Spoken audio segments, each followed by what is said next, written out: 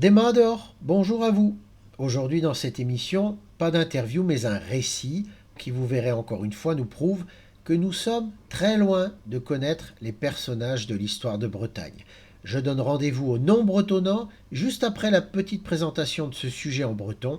A tout de suite. Em gant kergidu an avezi da drazur, mais da houzout a rouy an aves piou a pertopin, sezon dral.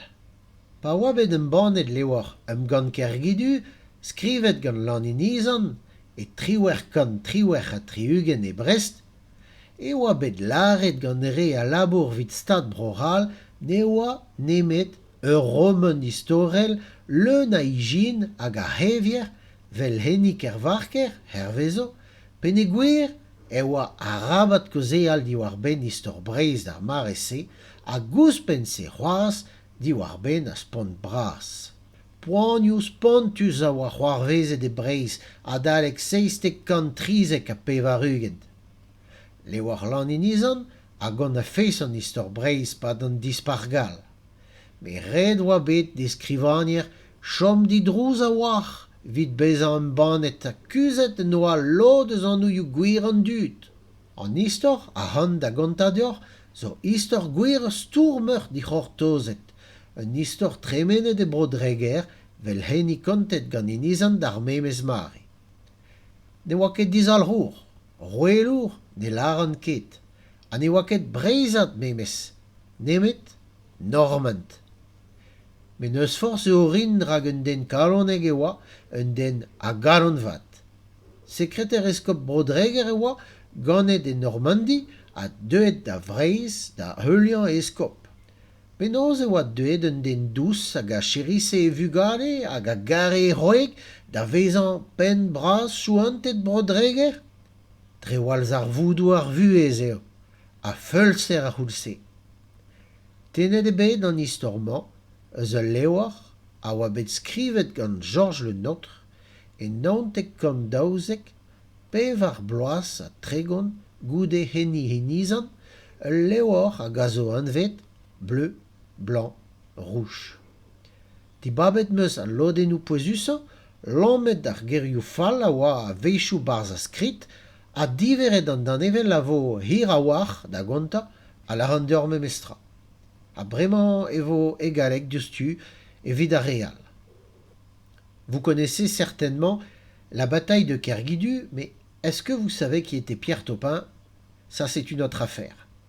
Quand le livre de Lanninizan, la bataille de Kerguidu, fut publié à Brest en 1878, ceux qui travaillent pour l'État français dirent que ce n'était qu'un roman historique plein d'imagination et de mensonges, comme celui de Kervarker selon eux, parce qu'à ce moment-là, il était interdit de parler de l'histoire de Bretagne, et plus encore de parler de la terreur, des malheurs effrayants qui s'étaient abattus sur la Bretagne depuis 1793.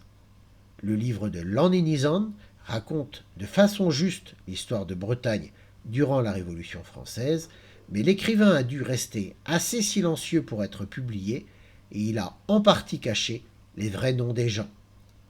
L'histoire que je vais vous raconter est l'histoire vraie d'un combattant inattendu. Une histoire qui s'est passée en pays trégorrois, comme celle racontée par Inizan, au même moment. Il n'était pas indépendantiste, il était royaliste, et il n'était même pas breton, seulement normand, mais qu'importe son origine, il était courageux et c'était un homme au cœur bon. Il était secrétaire de l'évêque du Trégor, né en Normandie et venu en Bretagne pour suivre son évêque. Comment un homme doux, qui chérissait ses enfants et aimait sa femme, est devenu chef des Chouans du Trégor par les malheurs de la vie et la violence de cette époque? Cette histoire est tirée d'un livre qui a été écrit par Georges Le Nôtre en 1912, 34 ans après celui de Lanninizan, livre nommé Bleu, Blanc, Rouge. J'ai choisi les parties les plus importantes, enlevé quelques mauvais mots qu'il y avait parfois dans l'écrit, et raccourci le récit qui sera toutefois assez long. Voilà pour cette introduction. Maintenant, place à l'histoire et place à sa lecture. Tréguier, tassé autour de sa cathédrale et du vaste palais de ses évêques, avait gardé depuis des siècles la quiétude d'un reliquaire. Pays de braves gens, tranquilles et sans ambition, ceux qui n'y vivaient pas de la mer vivaient de la cathédrale. Tous s'unissaient dans le culte de saint Yves, leur compatriote, et de saint Tugdual, leur premier apôtre. Ils dédaignaient l'argent, vénéraient leurs prêtres et, passionnément, aimaient leur pays, riche de vieux calvaires en pierre grise, d'ajoncs aux fleurs d'or et de ces mystérieuses tables de granit qui, çà et là, crèvent le sol et sur lesquelles, jadis, ont dansé les fées. L'évêque de Tréguier était, en 1789, Monseigneur Augustin René Louis Le Maintier. Il avait 60 ans et occupait le siège depuis une dizaine d'années. Pieux, instruit, charitable, il prévit bien avant les autres, à cette époque de tumultueuses illusions, les catastrophes prochaines, telles qu'elles devaient être, 4 ans plus tard, sous le despotisme de la Convention. Ces prédictions sinistres, encore que certains les déclarassent un peu trop déclamatoires, émurent le diocèse.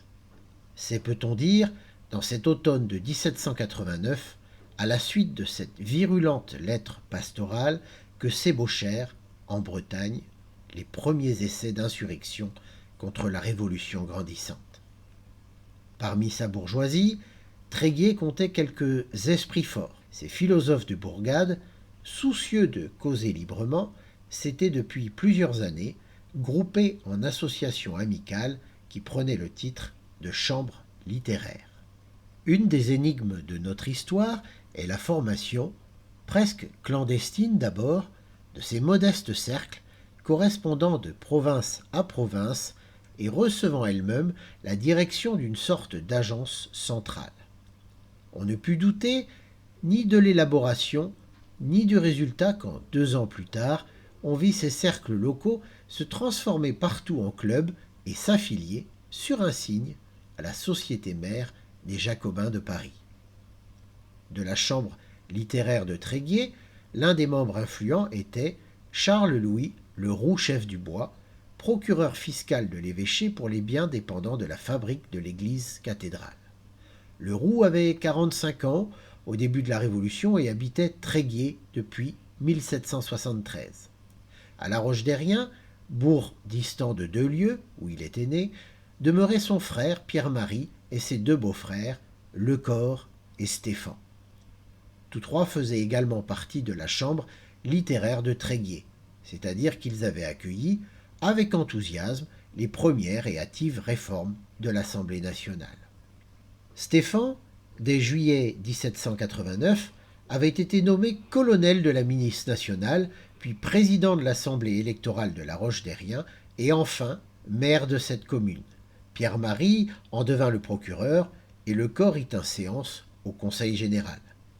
L'acerbe mandement de Monseigneur Le Maintier, frappant d'anathème les idées nouvelles, exaspéra le Roux chef du bois et ses amis qui décidèrent que l'évêque s'était rendu coupable du crime de lèse-nation, dénonciation qui portait une trentaine de signatures.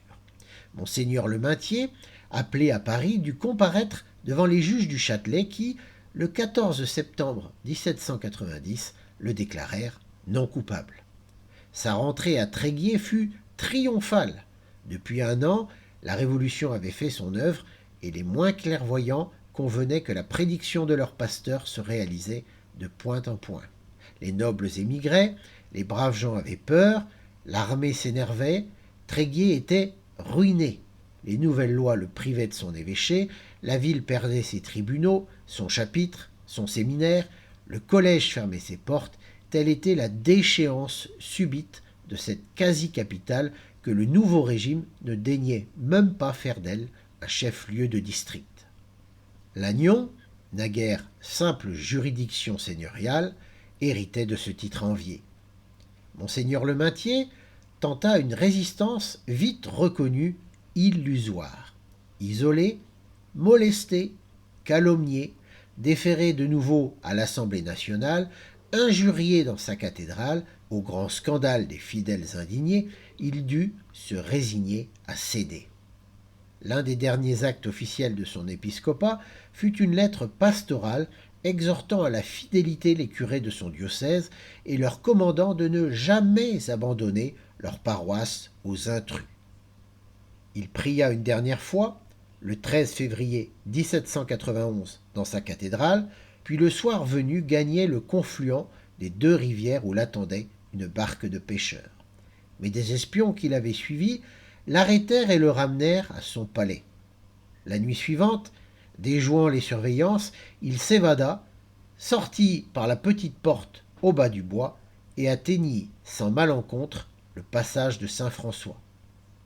Il alla jusqu'au château de Bois-Rioux, situé à 2 lieues de Tréguier, sur la côte de Tréléverne, et il s'embarqua là pour l'île de Jersey. Il emmenait avec lui un seul serviteur, son maître d'hôtel, Pierre Topin, homme robuste, courageux et dévoué. Ce Topin, âgé à cette époque de 36 ans, était de bonne taille, avec le visage rond, le nez fort, les yeux bleus, les cheveux et les sourcils châtains, normand d'origine. Topin laissait à Tréguier sa femme et 5 enfants. Madame Topin, née Marie-Ursule Catherine Thierrier, était de Montfort-l'Amaury, près de Versailles. Absorbée par l'éducation de ses 3 filles et de ses 2 garçons, elle avait pris à loyer, tout près de l'évêché pour 9 ans, à dater du 29 mai 1789, une portion de maison appartenant au sieur Pierre, Marie, Grégoire Guermarker, touchant l'immeuble de la veuve Le Guillarme. Comme son mari était une partie du jour retenu au palais épiscopal, Madame Topin établit chez elle un commerce de confiserie et de liqueurs et tenait également un billard, seul établissement de ce genre qui fut à Tréguier. Elle était estimée de toute la ville, active, ordonnée, intelligente, belle aussi. Topin connaissait-il le roux chef du bois? C'est certain. L'un et l'autre habitaient depuis plus de 12 ans cette petite ville où tout nouveau visage fait événement.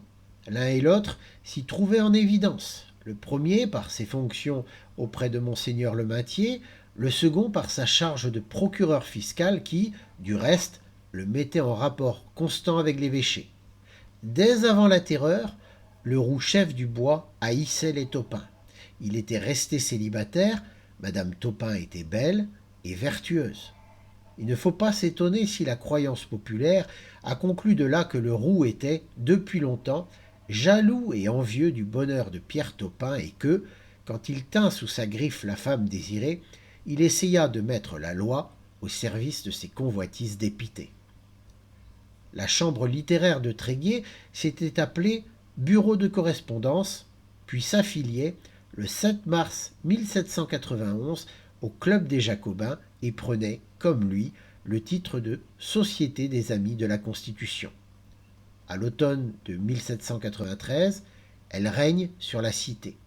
Un curé constitutionnel succède à l'évêque expulsé. Au lieu des solennités religieuses, des grands pardons, qui naguère remplissaient la ville d'une cohue de paysans en gilets de velours et de villageoises coiffées d'ailes de dentelle blanche, on a célébré cette année-là, au 10 août, la fête de la fraternité nationale, et l'intrus a chanté sa messe en présence de quelques incroyants sur le puits du Martret. Le roux chef du bois, déjà membre du conseil général, a été nommé juge au tribunal du district. Bientôt, un arrêté du directoire des Côtes du Nord l'appelle à Saint-Brieuc en qualité de juge au tribunal criminel dont, 6 mois plus tard, il est élu président. Madame Topin n'est pas de ceux que la Révolution enrichit. L'émigration de son mari, maintenant fixée à Jersey avec Monseigneur le Maintier, l'a laissée sans ressources. Née aristocrate, ses regrets exaltés du passé l'ont désignée au patriote. On l'a tracassée, harcelée de sans façon, nulle pitié pour elle. Cette mère, chargée de 5 enfants, dont le plus jeune n'a pas 4 ans, est implacablement dépouillée de ses meubles vendus comme bien d'émigrés. Elle ne parvient même plus à payer son loyer, elle vit misérable dans sa maison vide, en haut du Martret, au pied de la cathédrale dévastée. La majestueuse église, est en ruine. 825 hommes du bataillon d'Étampes, appelés pour combattre l'anarchie, occupent le palais épiscopal, mis par eux au pillage. Ayant mission d'élever l'esprit public à la hauteur de la Révolution, les soldats mutilent les statues alignées au portail de la cathédrale, saccagent les stalles, les tableaux, les autels. Par les rues de la ville, les militaires, revêtus des ornements sacerdotaux, promènent une mascarade sacrilège. Les cloches sont descendues, martelées et fondues. Ainsi se réalisent les calamités prédites par l'évêque proscrit. Qui, désormais, peut douter encore de l'accomplissement de sa prophétie? Fervents observateurs de sa suprême instruction, les prêtres fidèles, cachés dans la région, trouvent partout de dévoués complices. L'un d'eux, à Loudéac, vêtu comme un charbonnier, simulant l'ivresse, rudoie la sentinelle de la prison et se fait incarcérer pour soutenir un détenu à l'agonie. Puis quelques heures plus tard, il sort, dégrisé, s'excusant et paie à boire aux soldats de garde. Un autre, costumé en matelot, traverse les villes, tenant 2 femmes au bras et franchit joyeusement les portes les mieux défendues afin de porter des consolations à quelques malheureux condamnés.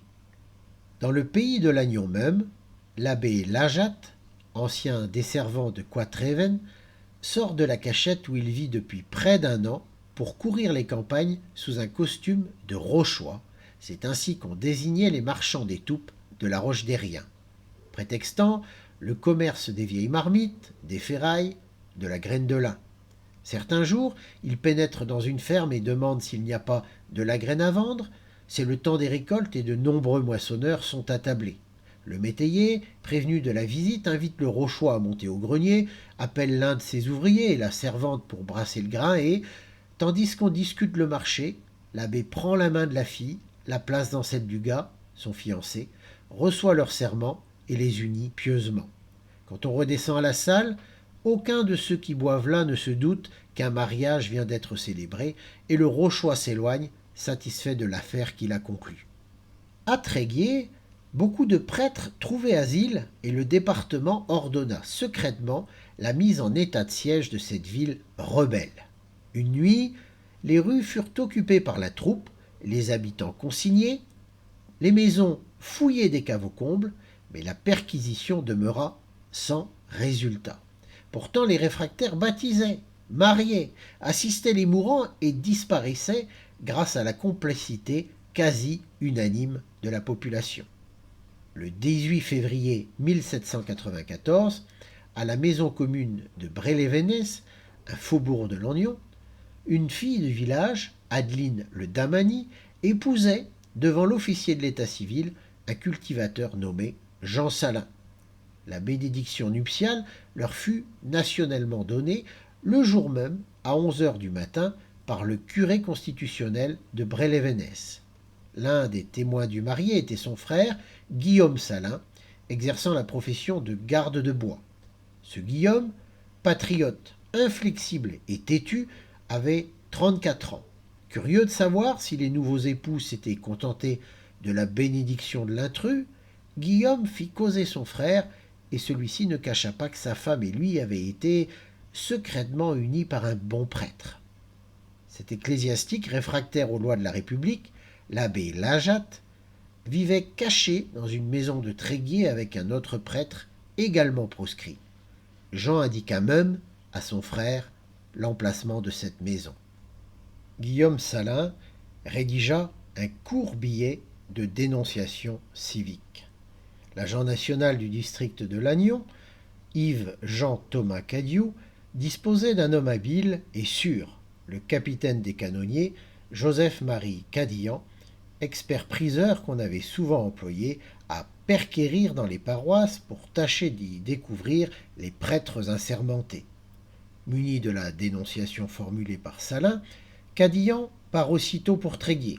Il se présente à la mairie, exhibe ses pouvoirs, expose sa mission, s'adjoint un officier municipal qui se trouve être l'épicier Alain Renan, réquisitionne 20 hommes du bataillon des volontaires d'Étampes casernés au palais épiscopal et vient, à la tête de sa troupe, mettre le siège devant le logis qu'habite Madame Topin. Les portes sont ouvertes, les soldats, suivant Cadillan, pénètrent dans la maison, visitent le rez-de-chaussée, montent aux étages, poussent jusqu'au comble. Une porte est là, fermée à clé. Ordre est donné de l'enfoncer. Sur une table, 3 bréviaires, quelques verres et 4 bouteilles de vin dont l'une à peu près vide. Un militaire, furetant dans le grenier, découvre un fusil à 2 coups. Chargé. Madame Taupin, qui tranquillement préside au repas de ses enfants, reconnaît cette arme appartenant, dit-elle, à son mari. Mais le tumulte de la perquisition redouble. On appelle, on crie, des fenêtres s'ouvrent. L'un des soldats vient d'apercevoir blotti sur le toit un homme. On le somme de se rendre. 2 volontaires se hissent par la lucarne, se laissent glisser dans la gouttière, atteignent le fugitif, le saisissent. Il est pris. En voilà un autre, sur le pignon. Il cherche à s'échapper par le toit voisin. Plusieurs soldats se hasardent sur la pente périlleuse. Il les gagne de vitesse et disparaît. Il s'est jeté dans la ruelle qui est là. Il se sauve? Non. Les hommes postés font bonne garde. Ils l'empoignent, l'amènent à leur chef. Déjà Cadillan, le traqueur de prêtres, triomphant, questionne Madame Taupin. Connaît-elle ces individus trouvés chez elle? Qui sont-ils? Fièrement, avec une sorte d'exaltation qu'attestent les termes du procès-verbal, elle répond « Certes, d'honnêtes gens, pour qui elle a beaucoup de considération, mais elle ne consent pas à dire leur nom. » Ce que le procès-verbal ne rapporte pas, c'est le grand désarroi de la maison envahie, l'émotion de toute la ville à la nouvelle que 2 prêtres sont pris chez Madame Taupin et qu'on l'arrête, elle aussi. La bousculade devant la porte de ceux qui s'entassent pour voir, et encore les cris des enfants étouffés de sanglots, la frénésie des derniers baisers, l'étreinte égarée des petits qui se tiennent aux jupes de leur mère, le ricanement contraint des soldats pour encadrer les prisonniers emmenés victorieusement à la mairie où les officiers municipaux sont convoqués. L'agent national Guilloux et Cadillan président aux interrogatoires. Le premier des prévenus déclare se nommer André Le Gall. Il est prêtre, ancien vicaire à Cavan. Il a 35 ans. Il erre depuis 3 ans dans le pays, vivant du pain qu'il achète au hasard de ses courses. Il n'est, dit-il, à Tréguier que depuis la veille au soir et refuse d'indiquer le lieu de ses précédentes retraites. L'autre proscrit comparé, c'est l'abbé Lajatte. Il est âgé de 31 ans, ses parents habitent le hameau de Pont-Losquet, à mi-route de Lannion, et tiennent là une petite auberge. Il se refuse à révéler depuis combien de temps il est à Tréguier et le nom de la personne qui lui a offert un refuge. Il se cache depuis longtemps et ne subsiste que de la charité des fidèles. Maintenant qu'on l'a pris, il n'a pas autre chose à dire. Madame Taupin est amenée enfin. Aux premières questions, elle répond avec calme. Ancienne femme de charge de l'évêque de Tréguier, elle n'est occupée, depuis la Révolution, que du soin de ses 5 enfants. Elle connaît les 2 individus arrêtés dans sa maison, mais ignorant leurs aveux, elle persiste à ne pas les nommer. Il y a 1 mois, confesse-t-elle, qu'elle leur donne asile. Elle ne leur a demandé aucun papier et n'a pas déclaré leur séjour à la municipalité. Un peu de compassion chez les commissaires et l'interrogatoire s'arrêtait là. Mais il presse la malheureuse femme, la harcèle, il semble résolu à se montrer impitoyable.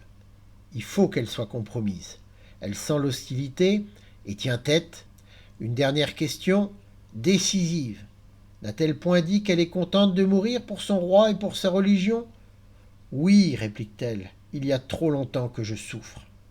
On lui lut ses réponses, on les lui fit signer, et les soldats la reconduisent en prison. La perquisition commençait vers 1 heure, la comparution des prévenus, leurs interrogatoires avaient occupé tout l'après-midi. Tandis que dans le crépuscule d'avril, enveloppant la petite ville terrifiée, un groupe silencieux stationnait devant la fenêtre du corps de garde où les 3 prisonniers étaient enfermés, Cadillan, au nom de l'humanité, requérait la municipalité de veiller aux soins des enfants de la citoyenne Taupin. Brutalement expulsés de la maison du Martret, où les scellés étaient apposés, ces innocents n'avaient pas même la consolation de pleurer ensemble leur maman. La veuve Faudet prit chez elle l'aînée des fillettes, le citoyen Lemoigne se chargea de la seconde, Marie Pétroni alla chez un brave homme nommé Pierre Levaux, Yves Louis, qui avait 6 ans, fut logé chez une dame Louise Gobert, et le citoyen Toussaint Cassel recueillit le plus jeune. Que dut être pour la mère cette nuit de prison? Où étaient-ils ces petits? Qui prenait soin d'eux? Certains professent que toute l'histoire est dans les documents d'archives et que nous en savons assez quand par eux nous sommes renseignés des faits et des dates. Au vrai, ils ne nous montrent que le cadavre du passé, mais il faut que le lecteur dégage de ces froides constatations tout ce qu'elles évoquent de souffrance, de passion, de pensée et de vie. Cette mère les vécut pourtant, les heures d'épouvante dont aucun procès-verbal n'a consigné la lenteur et l'angoisse. Le lendemain, 1er jour de mai, Cadillan, à la tête de 25 hommes de troupe, prit au corps de garde Madame Taupin et les 2 prêtres pour les transférer à Lannion, où siégeait momentanément le tribunal criminel que présidait le roux chef du bois. L'accusateur public occupa la matinée du lendemain 2 mai à élaborer son réquisitoire ou, comme on disait alors, sa plainte. Concernant les 2 prêtres, la besogne était simple. Le décret du 30 Vendémiaire ordonnait la mise en jugement et l'exécution dans les 24 heures de tous les ecclésiastiques assermentés qui ne se seraient souscrits à la déportation. Il suffisait donc de requérir contre les abbés Lajatte et Le Gall l'application de la loi. La situation de Madame Taupin était autre. Sans doute, le même décret ordonnait que tout citoyen coupable d'avoir recélé un prêtre sujet à la déportation serait puni de la même peine, mais, outre qu'il n'était rien dit des citoyennes, le tribunal criminel des Côtes-du-Nord s'était refusé à frapper de mort la mère de l'abbé Avril, prêtre du diocèse de Saint-Brieuc, bien qu'elle eût donné asile à son fils, et un peu plus tard eut une semblable indulgence envers une pauvre filandière, Jeanne Richecœur, chez qui fut pris un prêtre de Morlaix. Un autre, menuisier de Pleumette, ne fut condamné qu'à la déportation, encore qu'il eût facilité l'évasion d'un père capucin réfugié dans sa maison. Bénet, qui pourtant n'était pas un fanatique, s'acharna à l'inculper d'un autre crime, crime attentatoire aux lois de la République. La femme Taupin a déclaré, écrit-il, lors de son interrogatoire, qu'elle serait contente de mourir pour son roi et sa religion, mais encore elle a répété ce vœu insensé tendant au rétablissement de la royauté au mépris des décrets des 4 et 16 décembre 1792. La Convention avait décrété la mort contre quiconque proposerait ou tenterait d'établir en France la royauté. Mais Madame Taupin était bien innocente d'un pareil attentat. Elle n'avait pas davantage proposé ou tenté de rompre l'unité de la République ou d'en détacher des parties intégrantes pour les unir à un territoire étranger. C'est pourtant au moyen de ces 2 textes qu'on l'a poussée à l'abîme pour un cri de désespoir échappé dans l'épouvante de l'arrestation. Le roux chef du bois, profitant des circonstances qui livraient à sa merci Madame Taupin, aurait réduit lâchement cette femme, depuis longtemps désirée, à l'affreuse alternative de céder ou mourir. L'accusateur public remit le jour même son réquisitoire à Leroux chef du bois, qui décerna acte de la plainte et renvoya au lendemain l'audience de jugement. Le 3 mai, les débats s'ouvrirent dans la grande salle occupant le rez-de-chaussée de l'auditoire. Le roux chef du bois présidait, ayant comme assesseurs les citoyens Jacques Le Bihan, Louis Garnier et Julien Le Forestier. Bénet était au siège de l'accusation et le greffier Gourlet l'assistait. L'abbé Le Gall fut interrogé le premier. 4 brèves questions, en outre de celles destinées à établir son nom, ses prénoms et sa qualité de réfractaire. « T'es-tu expatrié ?»« Non, je me suis caché. »« Dans quelle commune et chez qui ?»« Dans la commune de Tréguier, je n'ai pas à répondre à l'autre partie de la demande. »« As-tu connaissance de la loi du 30 Vendémiaire ?»« Je n'en ai aucune connaissance. »« Qui pouvait te nourrir ?»« J'avais de l'argent, un homme que j'avais obligé m'a rendu des services. J'ignore son nom. » Ce fut tout. Il signa son interrogatoire et l'abbé Lajatte se leva. De sa part, même discrétion. « Je me suis caché. »« Où ? » ?»« Une chose cachée ne se dit pas. »« Quand es-tu caché ? » ?»« Quand il a été temps. » Le président se tut et l'abbé Lajatte mit posément sa signature sur le feuillet présenté par le greffier. La femme Taupin est appelée. Le roux chef du bois lui demande son nom. Il n'ignore rien de son passé. Il a vu tout petit ses enfants jouant sous les vieilles halles de Martret. Elle, de son côté, sait par quelle succession il est parvenu à l'éminent emploi qu'il occupe. Et l'on se représente ce cas de saisissant leur rencontre. Elle, toujours belle et fière, le fixant de ses regards profonds, lui, le ruban tricolore au cou, portant la médaille, emblème de sa puissance, maître de sa vie. Ton mari n'est-il pas émigré ? Oui, il est avec monseigneur. Le roux fait mine d'ignorer que cette appellation de l'accusé désigne le prélat au service duquel il fut lui-même attaché. Quel est ce seigneur dont tu parles ? L'évêque de Tréguier. Abordant les faits du procès, le président poursuit. N'as-tu pas recelé chez toi 2 prêtres ? Oui, monsieur. Depuis quand étaient-ils chez toi ? Je n'ai pas précisément remarqué l'époque, il peut y avoir 1 mois. Les connaissais-tu auparavant et à quelle intention les recelais-tu ? Je n'avais pas l'honneur de les connaître et je les recelais pour le bien. Les connaissais-tu par leur nom et prénom ? Non, monsieur. Le crime est hautement avoué, mais le tribunal des Côtes du Nord, transigeant, on l'a vu, avec l'implacabilité de la loi, n'applique pas aux receleurs de prêtres la peine de mort. C'est donc sur l'autre grief de la plainte que va se décider le sort de madame Topin. As-tu dit depuis ton arrestation que tu étais contente de mourir pour ton roi et ta religion ? J'avoue avoir tenu ces propos et je crois que ce fut à la municipalité après mon arrestation. Persistes-tu dans les mêmes sentiments ? Toujours, monsieur. Tu aimais donc bien ton roi ? Désirerais-tu en avoir un autre ? Demande le président. Je l'aimais comme je devais le faire et je désire en avoir un autre. Tu abordes donc le régime républicain ? Absolument. Le roux lui demande. Est-ce le désir de revoir ton mari qui te fait parler de la sorte ? Ma religion est la première et la seule cause de mon opinion. Tu rétablirais donc la royauté si tu pouvais le faire ? Je le ferais si j'en avais le pouvoir. Madame Topin, qui n'avait peut-être qu'un mot à prononcer pour sauver sa tête, ne le dit pas, appréhendant, plus que l'échafaud, l'indulgence de Leroux chef du bois. Sans qu'aucun témoin fût entendu, Leroux prononça la mort contre les 3 accusés. L'exécution des 2 prêtres devait être immédiate, et afin que la femme souffrît plus longtemps, il ordonna que l'échafaud entreprendrait pour elle le voyage vers Tréguier, qu'elle mourrait où étaient ses enfants, en face de la maison de ses années heureuses. À la nouvelle de la triple condamnation, l'émotion dans l'Agnon fut grande. Le tribunal de Leroux chef du bois, qui usait très rarement de la guillotine, emmenait avec lui, cependant, partout l'instrument des supplices comme un salutaire épouvantail.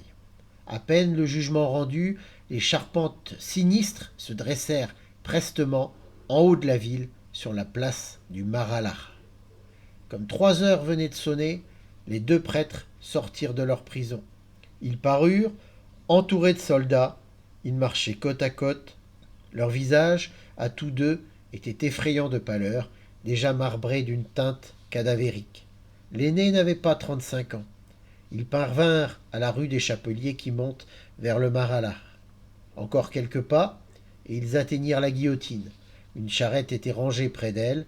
Le bourreau avec ses aides attendait. C'était l'exécuteur de Saint-Brieuc, Lubin Lacaille. Il s'approcha de l'abbé Le Gall, qui devait mourir le premier. Les 2 prêtres s'embrassèrent et se donnèrent l'un à l'autre une dernière absolution. L'abbé Lajatte, incessamment, priait, regardant son compagnon montant les degrés, et presque aussitôt, dépouillé de sa veste, bouclé à la planche, basculé. Quand les bourreaux eurent relevé le couperet et jeté dans le chariot, la tête coupée et le corps saignant, l'abbé Lajatte monta sur les marches et parut sur la plate-forme. On dit qu'il leva la main pour bénir les assistants, les exhortant à prier pour lui, mais, sur un ordre, des tambours roulèrent, on n'entendit plus ses paroles, il s'abandonna, poussé, basculé, le couteau tomba, et tandis que l'exécuteur épongeait son instrument et s'empressait à le démonter, la charrette portait les 2 cadavres vers le cimetière Saint-Nicolas. Une fillette de 11 ans, Marie Giusti, qui avait assisté au supplice et suivi au champ des morts la dépouille des 2 prêtres, se glissa furtivement jusqu'à la fosse ouverte, où les aides de Lacaille avaient déposé les corps, unit pieusement les têtes au tronc sanglant et fut seul à dire sur la tombe une prière. Il pouvait être 4 heures quand les soldats, redescendant du Mar-à-Lard, se présentèrent de nouveau à la prison pour y prendre madame Topin. Son tour était venu de mourir.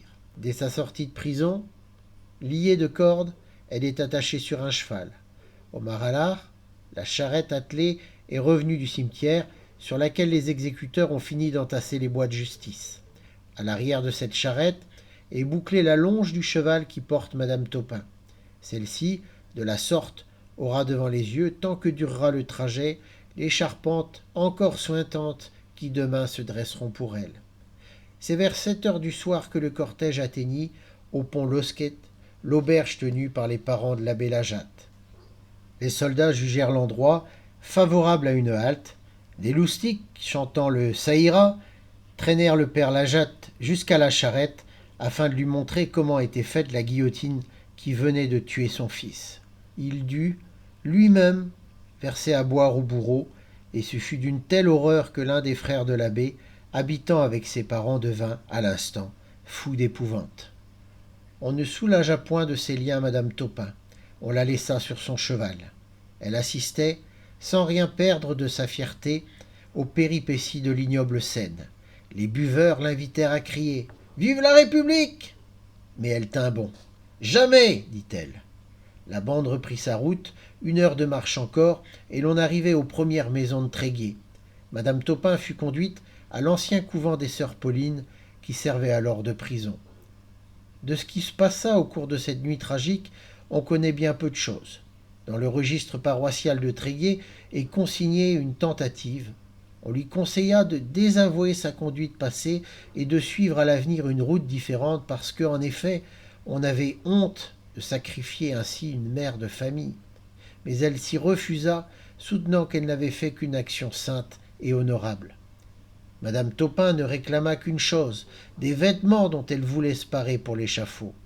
Quand parut l'aube du lendemain, 4 mai, elle était prête. C'était un dimanche, jour de double deuil pour Tréguier. L'échafaud révolutionnaire s'y dressait pour la première fois, et afin que la leçon fût complète, l'autel de la déesse Raison devait être en même temps inauguré dans la cathédrale. Cette fois, les temps qu'avait prédit l'évêque étaient accomplis. La ville était dans la stupeur. Les boutiques restaient fermées, les volets clos. Sur le martret, la guillotine était dressée à 20 toises de la maison Topin, au bas des halles. C'était le seul endroit de la place qui fût de niveau. Peu après 9 heures, on perçut une voix claire, une voix de femme qui chantait l'Ave Maris Stella. C'était la condamnée, sortie de sa prison, qu'on emmenait au supplice. Tous ceux qui, aux écoutes, l'entendirent du fond de leur maison en étaient immobiles d'angoisse et, derrière ces persiennes fermées, ces façades mortes, il y avait quelque part des enfants, suffocants de sanglots, qui reconnaissaient la voix de leur maman. Elle y pensait, elle le savait, elle chantait pourtant. Elle chanta jusqu'au pied de la guillotine où l'exécuteur la saisit et la poussa vers les marches. Alors les gens la virent paraître. Entre les 2 supports du menaçant triangle d'acier, elle était tout en blanc. À son corsage, elle avait placé 5 fleurs. 5 fleurs qui, pour elle, avaient nom Ursule, Claudine, Marie, Yves-Louis et Jean-Baptiste. Et, sous la fraîcheur de ce bouquet symbolique, son cœur battait ses dernières pulsations. Tout autour d'elle lui était familier. Sa maison, la place allongée et déclive, l'énorme cathédrale délabrée et meurtrie. Pourtant, sa suprême pensée ne fut point pour ces choses qui avaient été sa vie. Elle cria « Vive le roi !» et aussitôt disparut lié, bouclé, couché, roulé sous le couteau qui s'abattit dans un éclaboussement. Au cimetière Saint-Fiacre put porter le corps tronqué, plaqué de la robe blanche devenue rouge. On l'enfouit dans une fosse, vide comblée, de peur que l'endroit ne devînt un lieu de pèlerinage. L'acte de décès fut inscrit sur le registre de la mairie à 10 heures du matin, signé des 2 officiers municipaux, François Le Pommelier et Alain Renan. 3 jours plus tard, le district de Lannion déclarer les biens d'Ursule Thierrier, femme Taupin, confisqués et acquis à la République, qui recueillait là un piètre héritage, saisi déjà opéré 2 ans auparavant. Les enfants n'avaient le droit à rien. Leur père, mort civilement, était à tout jamais banni, leur mère avait subi la peine due à ses crimes, eux étaient condamnés à la misère, et la loi prévoyante fixait leur sort, elle leur accordait une place à l'hospice des enfants trouvés. Les personnes de Tréguier qui, le jour de l'arrestation, s'étaient partagé les enfants Taupin, se déclarèrent disposés à les garder. Seule la veuve Faudet, donnant asile à l'aînée, Ursule, qui avait 13 ans accomplis, apprenant que, vu l'âge de la fillette, cet acte charitable ne lui conférait aucun titre à l'indemnité, revint sur sa décision. L'enfant allait être jeté à la rue quand son parrain, Antoine André, qui habitait Rennes, consentit à se charger d'elle. Ursule lui fut expédiée. Le roux-chef du bois avait d'autres préoccupations. Son nom lui venait d'une métairie qu'avaient achetée ses parents. Le petit chef du bois, situé en la commune de Pommery-Chaudy, est détaché depuis 1667 de la grande terre de chef du bois dont les Dubreuil étaient les seigneurs. Guillaume Bonaventure Dubreuil de Reis, qui la possédait à l'époque de la Révolution, ayant émigré avec sa femme, née Anne de Tinténiac, le manoir et la terre du grand chef du bois furent mis sous séquestre. Le roux, quoique démocrate, rêvait d'acquérir ce domaine et par un revirement profitable de le réunir à la métairie qu'il tenait de son père. Le grand chef du bois, s'étendant sur 4 paroisses divisées en 3 lots, fut mis en vente comme bien d'émigrés le 10 octobre 1794 et le roux, après des enchères fort disputées, remporta les 3 lots. Alléguant l'état de sa santé, délabré par les veilles et les longs et pénibles travaux qu'exigeait la présidence du tribunal criminel, il demanda et obtint d'abandonner son emploi. En décembre 1794, sans souci de l'opinion, il s'installait dans son nouveau domaine. Par qui et à quelle date Pierre Taupin fut-il informé des catastrophes ici comptées ? Depuis 1791, il vivait à Jersey, fidèle à son évêque. Sans doute, dans les premiers temps, il avait trouvé le moyen de rester en correspondance avec sa femme, mais la terreur venue, toute relation s'était rompue, la loi punissant de mort le crime de communiquer avec les émigrés. Les Taupin, étrangers à la Bretagne, n'avaient à Tréguier aucun parent. Personne, probablement, n'osa risquer l'échafaud pour annoncer au mari la mort de la femme, et de longs mois s'écoulèrent avant qu'on sût à Jersey les faits survenus à Lannion et à Tréguier. Ce qu'on voulait connaître, c'est le désespoir furieux du maître de Monseigneur le Maintier en apprenant l'exécution de sa femme, la dispersion de ses enfants et la ruine de son foyer. Il se produisit certainement en lui une de ces révulsions violentes sous le coup desquelles s'écroule toute l'armature des bons sentiments. La douleur de Taupin s'envenimait. Un jour au printemps de 1796, Pierre Taupin quitta Jersey et aborda secrètement sur la côte bretonne. Le manoir du chef du bois, qu'habitait l'ancien président du tribunal criminel, comportait un rez-de-chaussée surmonté d'un étage que coiffait un toit d'ardoise. Le premier étage était percé de 4 fenêtres. La chambre de Leroux se trouvait là, au-dessus de la cuisine. Ses gardes logeaient dans l'un des bâtiments de service. Le pays, du reste, était tranquille et l'endroit passait pour sûr, car jamais un chouan n'avait été signalé dans toute l'étendue des districts de Lannion et de Pontrieux. Le lundi 30 mai 1796, vers 8 heures du soir, un passant rencontra sur le chemin de Ploézal 3 étrangers au pays qui se dirigeaient vers Pommery, village voisin du manoir du chef du bois, 3 hommes armés de fusils. Le lendemain matin, vers 9 heures, le citoyen Claude Guillaumard, juge de paix à la Roche-Derrien, vit arriver chez lui Stéphan et Lecor, les 2 beaux-frères de Leroux, accompagnés de sa servante Marguerite le Cheventon. Celle-ci était venue les aviser de la mort de son maître, assassiné pendant la nuit alors qu'il dormait dans son lit. Le juge de paix expédia un express à Tréguier avec mission d'en ramener l'officier de santé Villeneuve dont l'assistance était indispensable. Puis il convoqua ses deux assesseurs, les citoyens Golbon et Trébéden, et quand le médecin fut arrivé, ils se rendirent tous quatre à Chef du Bois. La face du mort était noire comme de l'encre, la joue droite percée d'une balle, le projectile avait brisé la mâchoire, traversé le palais et atteint les vertèbres du cou. Une double décharge avait cassé le bras droit et les balles pénétraient dans la poitrine, le roux avait été fusillé à bout portant. Au pays, la rumeur courait que le meurtrier était Pierre Topin. Avec l'intention de venger la morte, il était revenu au pays de Tréguier, s'était enquis des habitudes de Leroux, des dispositions de sa demeure, et dans la nuit, assisté de deux compagnons, l'avait réveillé en lui disant « Me reconnais-tu » Leroux, terrifié, demandait grâce, promettant de réparer, offrant sa fortune entière en échange de la vie, mais Topin restait implacable. « Je ne veux pas des biens que tu as volés, rends-moi ce que tu m'as pris et tu es sauf. »« Ce que je t'ai pris, quoi donc ?»« Ma femme. » Leroux, chef du bois, comprit qu'il lui fallait mourir. Voulant signer sa vengeance de son doigt trempé dans le sang du mort, il écrivit en grandes lettres son nom, Topin, sur le plancher de la chambre. Ce sont là des circonstances non consignées au procès-verbal, étonnamment laconiques. Le juge délivre le permis d'inhumer et l'affaire est terminée dans les 24 heures. La peur de ceux qui naguère terrorisaient le pays et la tempête qu'ils avaient déchaînée s'était retournée contre eux. Acquéreurs de biens nationaux, exploiteurs de guillotines, despotes d'un jour dont le règne éphémère n'engendra que des haines, tremblent des représailles menaçantes. Partout en Bretagne, les opprimés de la veille s'érigent en justiciers. Ils malmènent, ils pillent, ils rançonnent, ils tuent les enrichis du grand désastre.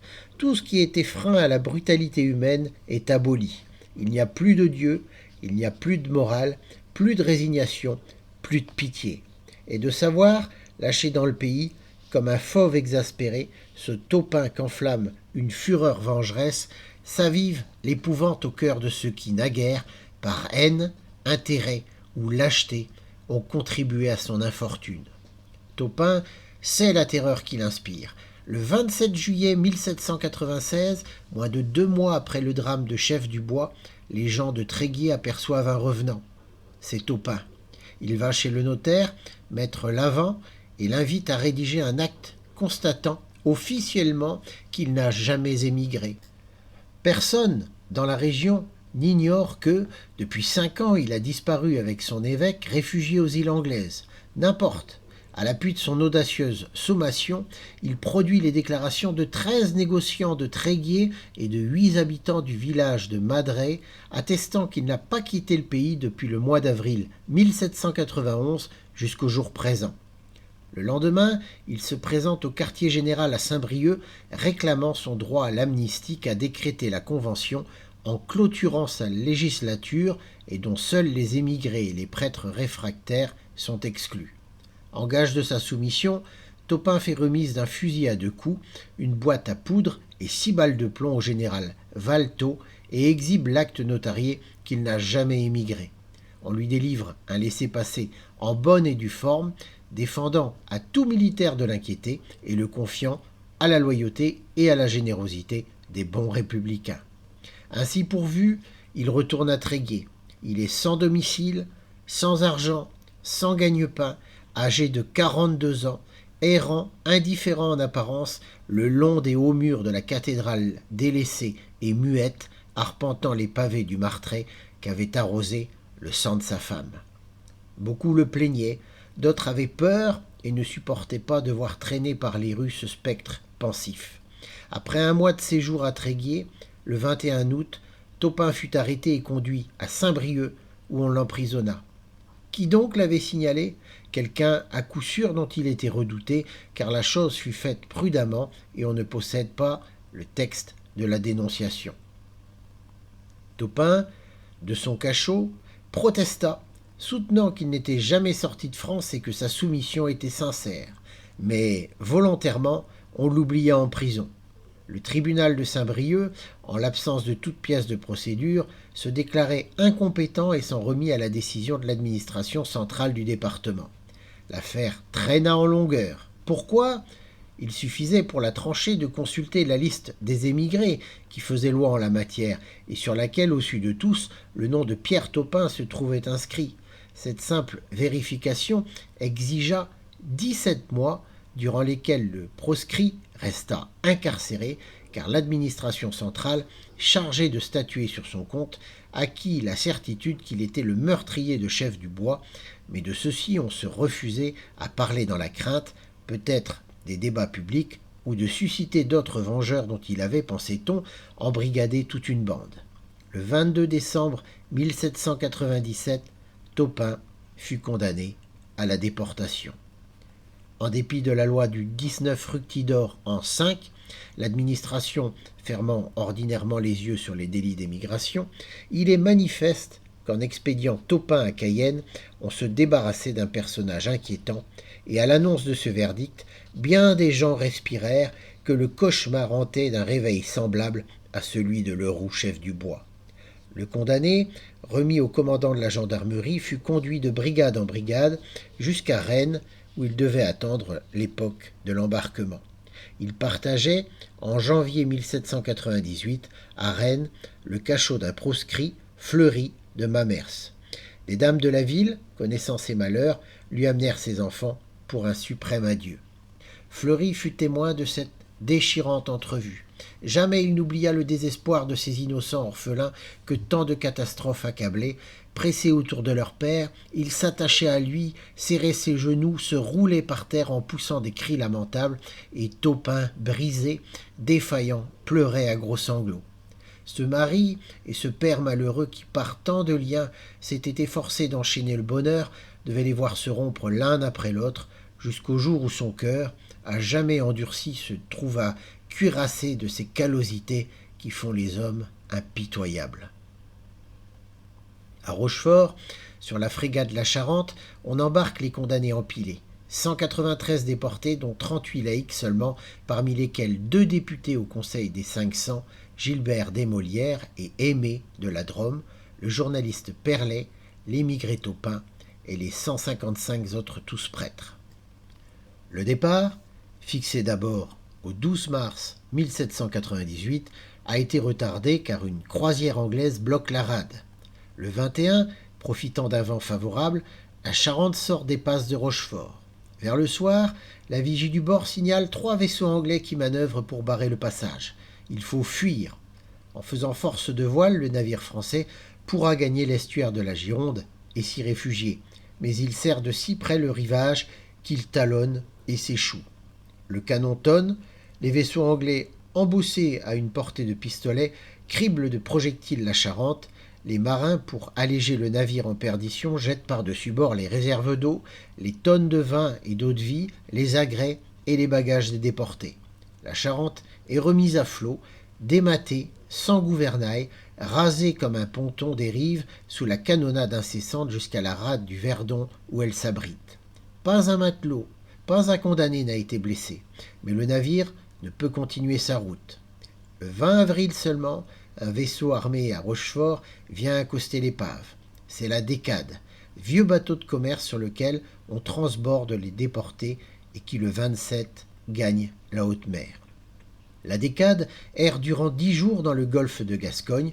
Le 9 mai seulement, elle vogue en plein océan. La chaleur est accablante. Chaque matin, le capitaine Villeneuve, commandant du bord, permet aux proscrits de respirer sur le pont et le spectacle est lamentable. Les corps sont trempés de sueur, les cheveux collés aux tempes, les visages en feu. Après 1 heure ou 2 de repos, on réintègre les malheureux dans leur soupente infecte, dont les panneaux sont verrouillés comme les portes d'une prison. Après 47 jours de cette agonie, la Décade jeta l'ancre dans la rade de Cayenne. 2 goélettes, la Victoire et l'Aigle, débarquèrent les déportés. Aucun d'eux n'avait succombé pendant la traversée, mais le climat de la colonie allait vite les décimer. En août, on les dispersa. Un grand nombre fut expédié à Sinnamary. Taupin était de ceux-là. Il s'établit à Konanama. Il se trouvait en société de 3 prêtres, M. Paresse, curé de Palérac, dans l'Aude, M. Béguet, de Lombez, et M. Courteau, vicaire à Luisant, en Franche-Comté. Taupin résista. Peut-être l'obsession de la tâche qu'il avait laissée inachevée au pays de Tréguier et la volonté tenace de la poursuivre nourrissaient-elles son courage. Pendant l'automne, arrivèrent à Konanama 9 nouveaux déportés. C'étaient des prêtres belges provenant d'un chargement de 119 ecclésiastiques débarqués le 6 octobre de la Bayonnaise. Tous étaient énergiques et résolus. Mais on peut croire que Taupin, seul laïc parmi ces prêtres, attisa chez eux l'idée harcelante qui vient à tous les captifs, fuir. L'agent du directoire dans la colonie, Burnel, était une manière de despote, avide et intraitable. Mais le commandant de Sinnamary, Freytag, manifestait aux déportés quelque indulgence. Sans doute en cas d'échec, ne se montrerait-il pas sans pitié. Les possessions hollandaises n'étaient pas éloignées, 48 heures de traversée au plus, et l'on était libre. Il suffisait d'un canot, d'un pêcheur pour le diriger, de quelques provisions dont on s'assurerait.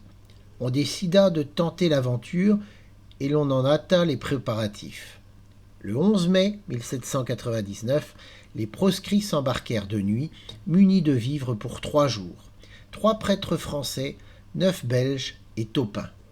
Le surlendemain, ils prennent terre à Maroni, poste hollandais commandé par un officier liégeois qui festoie les fugitifs.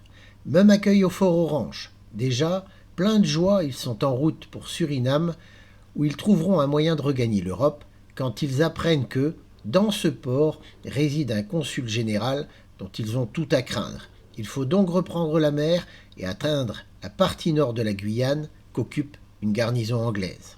Ils sont sans pilote, sans boussole. La tempête jette leur esquif en pleine mer. Durant 2 jours et 2 nuits, ils errent ainsi. À l'aube du 3e jour, ils aperçoivent un rivage désert vers lequel le flot pousse leur barque. Sans direction, elle se brise sur les récifs. Exténués, mourant de faim, les 13 naufragés se jettent à la côte. Une forêt qui semble impénétrable s'étend au long de la grève, aussi loin que portent les regards. Ils s'y glissent pourtant, s'y enlisent jusqu'aux genoux dans une boue collante. Les taillis sont touffus au point que, à 3 pas de distance, on se perd de vue. L'un des Belges, M. Moons, s'égare. On le hèle, on le cherche sans succès. 2 autres, M. Ken Kemmans et M. de Noot, ont le même sort. Il faut se résoudre à abandonner ces malheureux. Les survivants se traînent sous les branches. Pendant 5 jours, ils vont ainsi, sans eau, sans vivre, ne se nourrir que de crabes happés dans la vase. La rencontre d'une bande d'Indiens mit fin à leur supplice, et c'est sous leur hutte que ces Européens, depuis si longtemps persécutés par leurs compatriotes, trouvèrent réconfort et compassion. Le 6 juin, après 25 jours de misère et de harassante pérégrination, ils arrivaient enfin à Berbis, alors au pouvoir des Anglais. L'un des ecclésiastiques flamands, M. de Nève, mourut là de fatigue et d'épuisement. Les autres gagnèrent Demerary, où le pasteur protestant les fournit de vêtements et remit à chacun d'eux 25 guinées. Embarqués le 1er juillet, ils eurent la douleur de perdre encore, au cours de la traversée, l'un de leurs compagnons, M. Kopp, curé de Zwijndrecht. Les 13 amis, partis ensemble de Konanama, 8 seulement arrivèrent à Liverpool. Le 9 septembre, ils étaient à Londres. Taupin n'y séjourna guère. Il s'embarqua pour Jersey où, avec Monseigneur le Maintier, il avait longtemps vécu, mais ce n'était pas pour vivre en paix qu'il venait de fuir témérairement Cayenne et de traverser l'océan. Pendant l'automne, après quelques semaines d'étape dans l'île, il disparut. Au cours de la nuit du 26 au 27 octobre de cette année 1799, Saint-Brieuc fut surpris par les Chouans.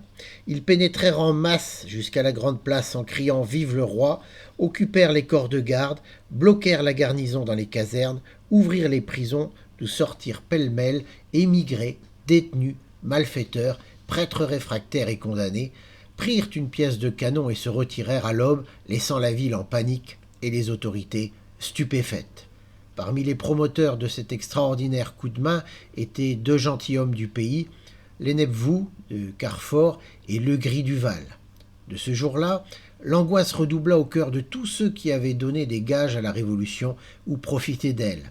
Ils relevaient donc la tête, ces royalistes si longtemps piétinés. Ils possédaient des chefs et des armes. Depuis bien des mois, il est vrai, leurs bandes insaisissables rôdaient dans la région, mais subitement elles se multiplièrent. Le district de Lannion, qui jusqu'alors était resté à l'abri de leurs incursions, ne fut pas épargné. C'est ainsi que, dans les derniers jours d'octobre, une troupe de 12 hommes avait enlevé le fermier de la métairie du Grenier en Iffignac. Puis à 2 heures du matin, s'était présenté chez le juge de paix de Plédran, gros bourg situé au sud de Saint-Brieuc. Ils le sortirent de son lit, l'entraînèrent, malgré les pleurs et les cris de ses enfants, et fusillèrent les 2 prisonniers devant la porte du cimetière. 3 semaines plus tard, le 18 novembre, la bande de Carfor, l'un des vainqueurs de Saint-Brieuc, occupe le village de Couette-Mieux. 2 chouans pénètrent chez l'agent municipal, Charles Rogon. C'est un ci-devant noble, passé à la Révolution et connu par son civisme. Il saisit un fusil, tue l'un des assaillants et enferme l'autre dans sa cave.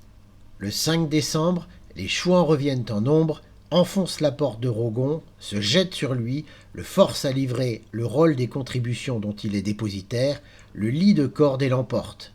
Ils le traînent dans un bois voisin, le laissent là jusqu'au jour. Alors seulement les 5 chefs qui commandent la bande s'érigent en juges, se partagent les rôles, condamnent leurs captifs à mort, et tandis que leurs hommes le pendent aux branches, ils érigent la sentence et la signent. On la trouva le lendemain auprès du cadavre. Les noms qu'elle portait étaient bien connus parmi les plus redoutés. Carfor, Legris Duval, Goyon, ancien officier émigré, Fortuné, sobriquet de guerre du vicomte de Villegouris, et Pierre Taupin. Taupin était revenu en Bretagne. Cet homme, qu'on croyait mort, dans les marais de la Guyane, reparaissait et signalait sa rentrée en scène par un épouvantable exploit. Par quel prodige avait-il rompu son banc, passé les mers, et dans quelle effrayante intention revenait-il au point du monde où sa vie était le plus menacée, se signalait lui-même et criait « Me voilà !» Il avait tué le roux chef du bois, maintenant sur qui allait tomber sa vengeance? Au hasard. De concert avec Fortuné, Goyon et Carfor, il ravage le pays, sans crainte d'être reconnu, pousse ses dévastations jusqu'à Lamballe, s'éclipse quand on s'apprête à le prendre, se montre lorsqu'on le croit loin. En décembre, la maison du receveur d'Andelle est pillée. Défense est faite au nom du roi et sous peine de mort de percevoir aucune contribution pour la soi-disant République. Taupin se charge de lever l'impôt au profit de Louis XVIII. À Plouguiel, près de Tréguier, il larde de coups de baïonnette Adam, commissaire du gouvernement, et rafle la caisse. Il surgit chez Joseph Le Guillou, cultivateur à Langat, exige, fusil au poing, que tout l'argent lui soit remis et s'en va, emportant 2400 francs. Un cultivateur patriote de Penvennon est égorgé. C'est la bande à Taupin qui a fait le coup. Chaque matin apporte la nouvelle d'un malheur, et la peur grandit encore de cet homme que tout le pays connaît pour l'avoir vu jadis, bienveillant et protecteur, suivant la robe violette de son évêque sous les voûtes de la cathédrale. Aujourd'hui, comme s'il entendait galoper derrière lui le spectre de la femme qu'un jour de mai on supplicia, héroïque et fidèle, portant 5 fleurs à son corsage, il va, féroce, inflexible, propageant à son tour la terreur et la haine. La Révolution, qui a opéré ces improbables métamorphoses, est impuissante à en réprimer les effets. On appréhende autant le secours des gendarmes que la visite des brigands. Ceux-ci, pour vaguer en sécurité, se costument en soldats. Les bleus se déguisent en chouans et il ne reste aux paysans qu'à se barricader dans leur maison, sans espoir d'assistance ni de protection. Dans l'effroi qu'inspire la bande à Taupin, Lannion et Tréguier organisent une compagnie de canonniers. Les habitants de la Roche-des-Riens s'efforcent d'entourer leur bourg d'une muraille. À Guingamp même, on relève les anciennes fortifications. Taupin ne craint pas les canons et les murs ne l'arrêtent pas. Une nuit de janvier 1800, il se glisse dans Tréguier, traverse cette place du Martret où sans doute se retrempe chaque fois qu'il y passe sa résolution vengeresse, et sur le portail de la cathédrale, il plaque une affiche copiée et signée de sa main. Le lendemain, les gens se groupent et lisent. Ils décrètent la mort de tous ceux qui prendront les armes contre les royalistes. Taupin, ainsi parlant en maître, avait gagné ses grades dans la mystérieuse association qui s'organisait à cette époque en Bretagne. On l'apprit quelques jours plus tard quand, sur la route de Saint-Brieuc, près de Trégomeur, une patrouille arrêta un cavalier qui, à la vue de la troupe armée, avait tenté de tourner bride. C'était un meunier de Plérin, Yves Aubois, venant de la côte et chargé du courrier des princes. On trouva sur lui des lettres envoyées d'Angleterre aux principaux chefs de bande, parmi lesquelles l'une était adressée à Taupin, une autre, de Carfort à Legris-Duval, annonçait, pour la nuit suivante, l'arrivée de corvettes anglaises et un débarquement de poudre et d'armes. Yves Aubois fut emprisonné, mais on ne put savoir de lui où se cachait Taupin qui, depuis l'affichage de son manifeste, avait disparu du pays de Tréguier. À droite de la route qui conduit de Guingamp à Belle-Île-en-Terre s'élevait le Ménébré. Il était embusqué tout près de là au premier jour de février 1800. Le 9, une patrouille de bleus traverse sans rencontrer un seul brigand le village de Tréglamu situé à l'écart de la route. Le lendemain 10 février, un détachement de 60 conscrits du cantonnement de Belle-Île-en-Terre s'y hasarde de nouveau et se heurte à une troupe de chouans, la bande à Taupin. La fusillade s'engage. Le combat fut acharné et se prolongea durant 3 heures. Les royalistes, au nombre d'une centaine, repoussèrent hors du bourg la colonne républicaine et la poursuivirent jusqu'à mi-chemin de Louargat. Taupin, qui les commandait, dirigeait l'action, posté au pied d'un gros chêne qu'on voyait au nord du village. Couché en joue par un bleu, il arma son fusil et ajusta lui-même cet homme qui, dit-on, s'appelait Nicolas Le Guen. Les 2 coups de feu éclatèrent en même temps, les 2 tireurs tombèrent morts. Les chouans de Taupin portèrent à Tréglamu le corps de leur chef et le déposèrent à l'église où il resta toute la nuit. Il fut, le lendemain, inhumé dans le cimetière du village avec 10 autres soldats des 2 partis en une large fosse creusée au pied de l'aile nord de l'église. L'endroit est connu, aujourd'hui encore, à qui s'informe du lieu où repose Taupin, on désigne entre le transept et les tombes un espace sablé où il n'y a ni fleurs ni croix. C'est là. 3 jours après le combat de Tréglamu, le 13 février 1800, le Gris-Duval déposait les armes et se soumettait au chef de brigade, Mainzingo.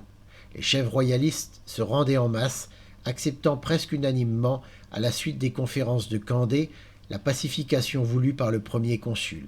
La rébellion bretonne était terminée. Au sommet du coteau qui domine Morlaix, sur la rive droite de la rivière, est une maison claire dont le rez-de-chaussée, ouvrant sur la Venelle, se trouve entre le 2e étage du côté du jardin, qui lui-même forme une terrasse touffue de rosiers, de capucines et de giroflées. Plus loin, à travers les arches du viaduc, on aperçoit les mâts des bateaux amarrés sur la rivière qui fuit entre les arbres vers la mer. Dans cette maison demeure M. Étienne Taupin, le petit-fils de l'héroïne de Tréguier.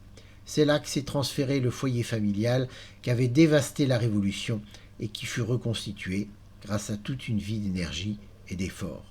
M. Étienne Taupin est depuis plusieurs années octogénaire. Son père, Yves Louis, l'aîné des garçons de Pierre Taupin, fut un royaliste, pêcheur à Tréguier, puis employé des douanes.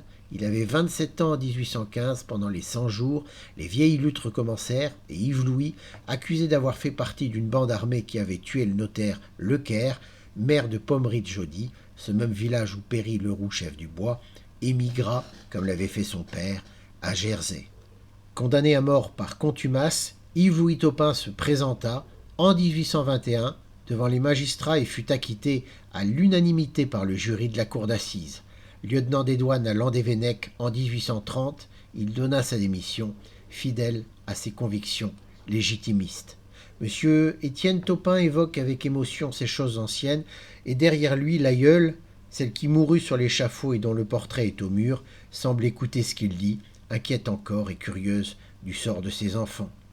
Vers 1850 seulement, M. Étienne Taupin retrouva sa tante, Marie Pétroni, mais elle ignorait ou avait oublié ses prénoms et s'appelait alors Adélaïde.